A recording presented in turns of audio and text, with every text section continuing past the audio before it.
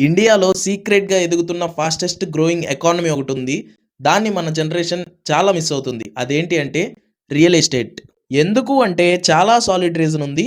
Because of our infrastructure. Tier 1 సిటీస్‌లో చూసుకుంటే express ways, metros, airports and industrial companies పడుతున్నాయి.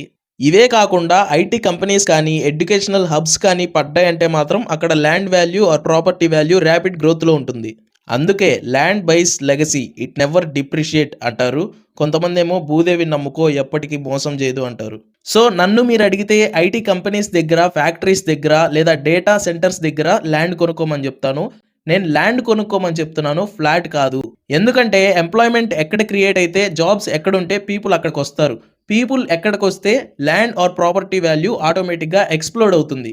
చాలా సేవింగ్స్ చేసి ఒక్కొక్క రూపాయి దాచిపెట్టుకొని జీవితంలో ఒక్కసారైనా సరే ల్యాండ్ ఆర్ ప్రాపర్టీ కొనాలి అనేది మన మధ్య తరగతి వాళ్ళ డ్రీమ్.